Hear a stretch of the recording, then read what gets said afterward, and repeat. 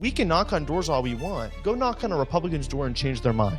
Right now, every time they open their phone, they're having their door knocked. They're being canvassed by their phone with social media content that's popping up in their feed. You can't compete with that. You can't phone bank away the right-wing propaganda. That is the fundamental problem that Democrats have to solve. Sam, why do Democrats keep losing? You know, this is a question that people keep asking all the time. Why do we keep losing? Why did we lose this election against this guy? He wasn't a very popular guy. He wasn't a very good guy. You know, how could people not know all the outrageous things Trump does? Right now, his approval rating is not as bad as it should be, right? And people wonder, it's like he does something that if you talk to individuals, right, you just grab them by the shoulders and you say, listen to me for 45 seconds. And you say the thing, they're like, that's really bad. I can't believe that's happening. And how can he survive doing all those bad things 24/7? Do you have any ideas? Well, guys, if you didn't know, we lost the last election, all right? It was not good for us. Big reason why we lost is social media.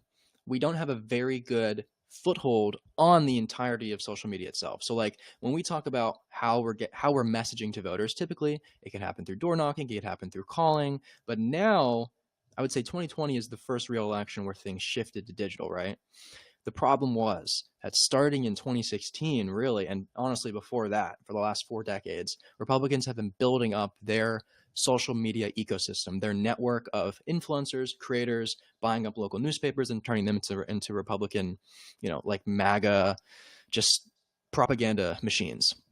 They've been doing that for 4 decades. But what they do now is that they have just hundreds, thousands of accounts that are dedicated to just spewing out MAGA bullshit, Republican bullshit on a day-to-day basis.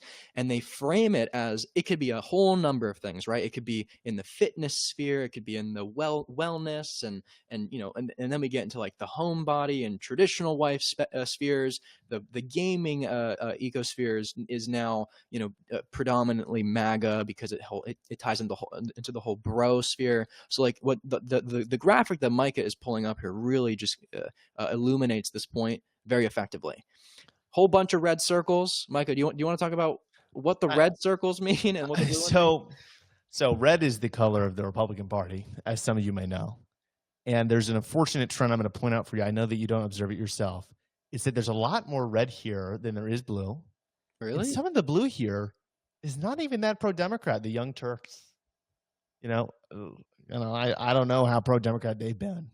Hassan, you might love him, you might hate him.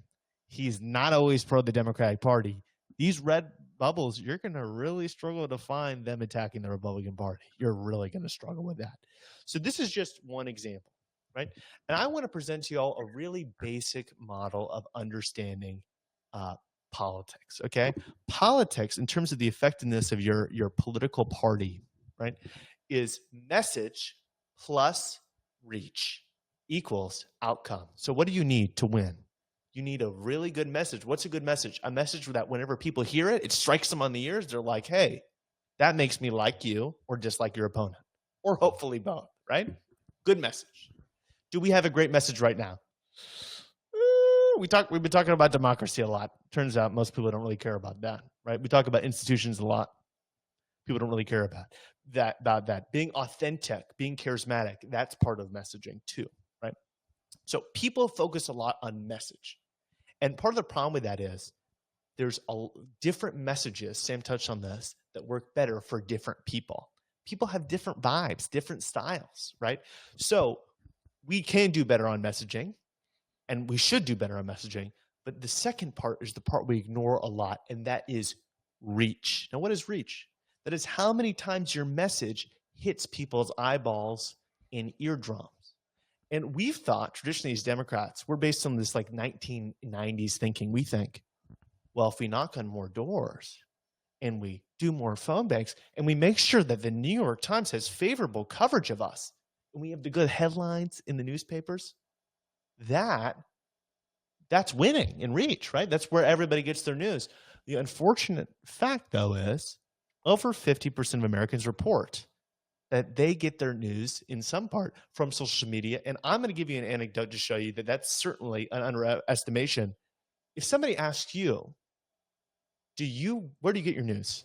Are you eager to tell them that you get it from Twitter?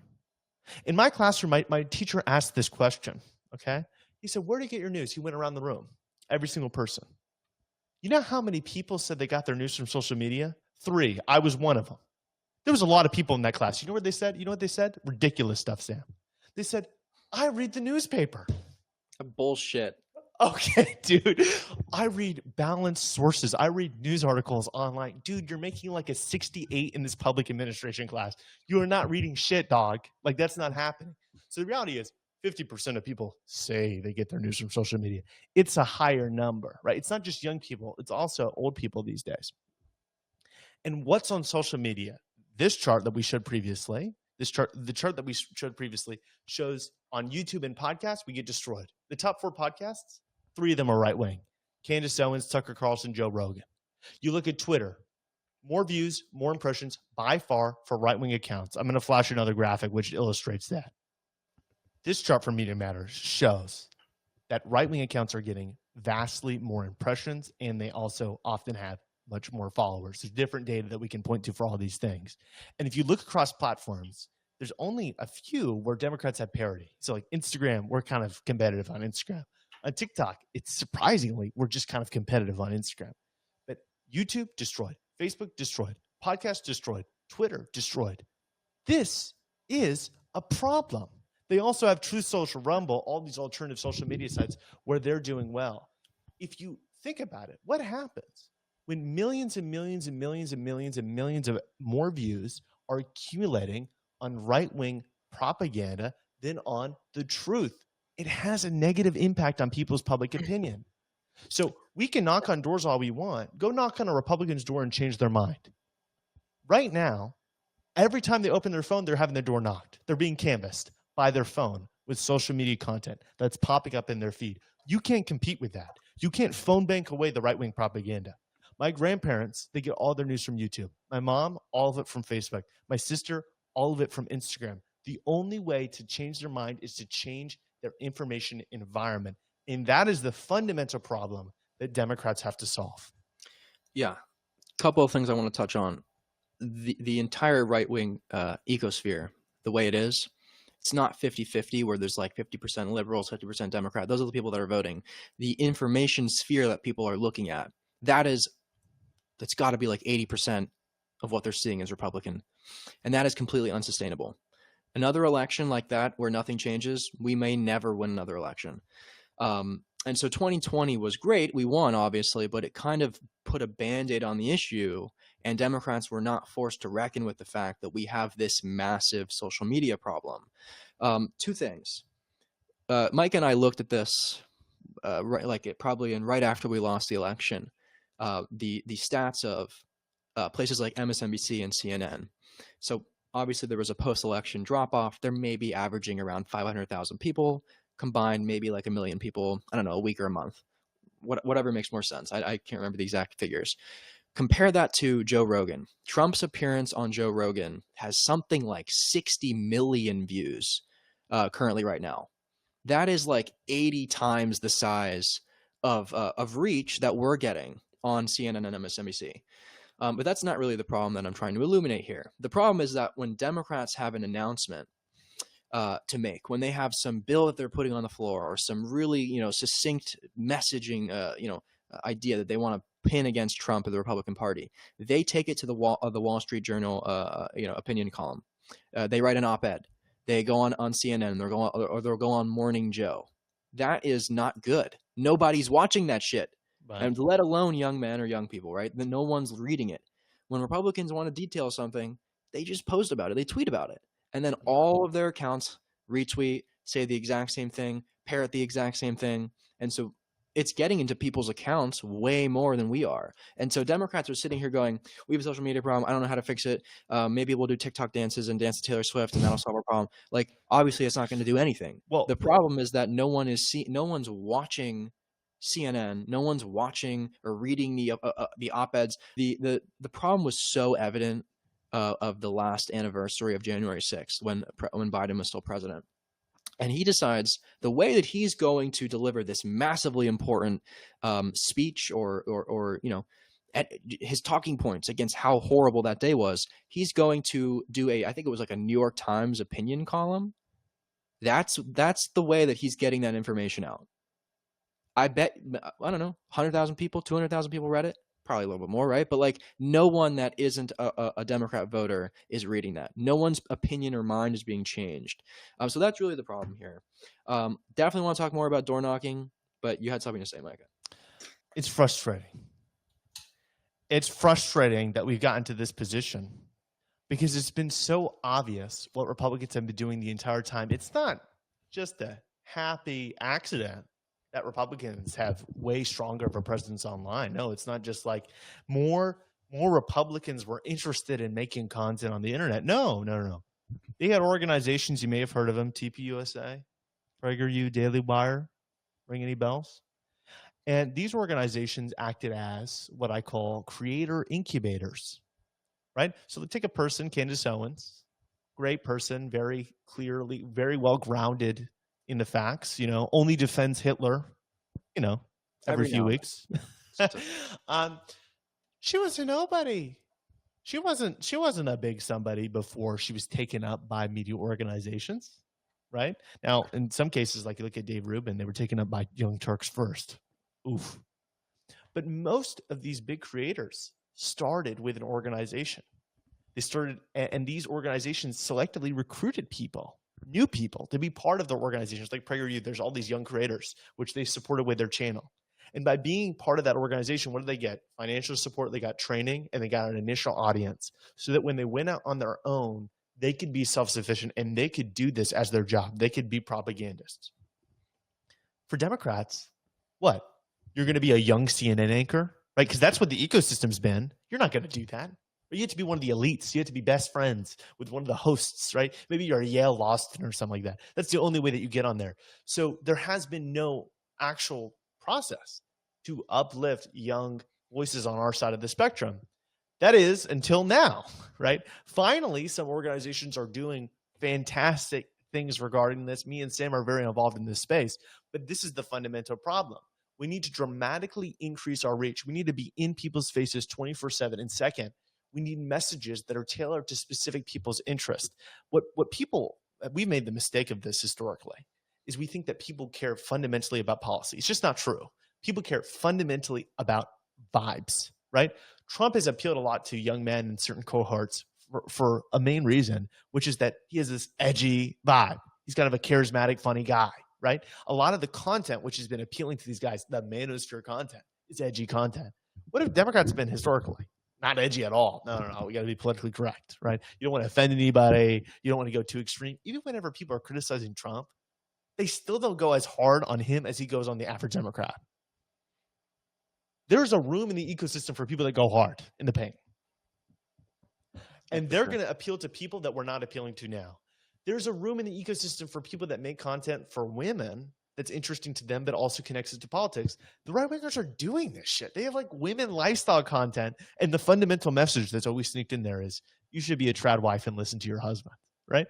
Like this stuff works. People want to say, oh, that's, this is, why don't you? It's all about policy, actually. The reason why the Democrats lost, Mikey, you refuse to acknowledge this, is because they had unpopular policy views. Ask the average Trump voter to list 5 Biden policies. Ask the average independent voter. Ask the average voter, my God, to list 5 policies and articulate actual reasoning against them. People don't have policy views. It's just true. That's how all the Republicans went from thinking that Kamala's Medicare price negotiation for drugs proposal was literally communism to Trump proposing the exact same thing, but 10,000 times more extreme in calling it based America first capitalism. People don't have policy views. So we have an information environment problem. We need to fix it. We're going to be working on it. And one of the ways that you can help is by following this show. Yeah, that's Praxis. Following this show, sharing this content so that I can do this with more of my time. Because I work a full-time job. You got to support people like us, the little guys. Sam, you have any final thoughts on this idea? I mean, we could go for hours on this, but In short, our biggest creators are a fraction of their size. And it's a miracle that we even like got the amount of votes that we did in this election. Like I keep saying, like, it's so impressive that we lost by honestly the slim majority that we did. Like I think if it was like 250,000 votes spread across 3 swing states, we would have won the presidential election. That's crazy. So like all hope is not lost. Like we can still definitely climb out of this hole. The last thing I'll say is that you talked a little bit about door knocking. I think it's a really great place to end. Um, this last election, Democrats had a massive ground game in all 7 swing states and many, many other states. We have all of our state parties that are pretty well funded. Of course, there's some that could be funded more, but Democrats do a really, really good job of nurturing state parties and then really putting in the time and the effort into door knocking, into phone banking, and of course, like it showed. Like we did better in the places where we really heavily invested door knocking. But the counter argument to that is the Trump like, did you ever see a canvasser for Trump leading No, up they, to the they didn't have November field. I election? mean, like They had Elon and nothing. Charlie Kirk were responsible for running the field operation, but it just didn't matter so much. Yeah, And this is why I think it's crazy. It's like, yeah. oh, we want to spend some money on a creator program to help people get more people in the information environment 24/7, spreading the talking points that you want spread to millions of people. Nah, we can't do that. You know what we can do? Pay a bunch of canvassers to go knock on doors, leave things that people don't even answer the door. They don't even read the gosh dang thing. Listen, canvassing matters. It can swing an election by 2 points. How much do we need to swing the electorate in Texas? How much do we need to swing the electorate in Florida? It's not 2 points. The reason why Ron DeSantis has made Florida a red state is not because he canvassed really hard. That's not the reason why, right? It's not because he took more moderate positions. I just think it's crazy that we keep facing the same scenarios, which is the Republican Party is extremely extreme. We do everything right from a conventional perspective, then we lose. And then the diagnosis that we get from the same consultant class is always give us more money, raise more money, take more moderate positions, right? Move to the center. Has Trump ever moved to the center? Maybe on abortion. Maybe there's some extremely highly salient issues that everyone actually cares about that are like 4. You can count them on one hand. Fine. Move to the center on those extremely highly salient issues. Do you think they give a flying hell about health insurance policy? People don't have sophisticated views about that. We don't have to take this moderate, watered down tax credit bullshit. We're going to add a little tax credit for this, little tax credit for this. We have to be so moderate on every single issue 24/7. That is not the reason why we're losing. We're losing because of the information environment. And thanks to y'all, thanks to Sam, thanks to me, thanks to the Democrats in this country, we're going to fix it. The end. Boom. Sounds like a plan.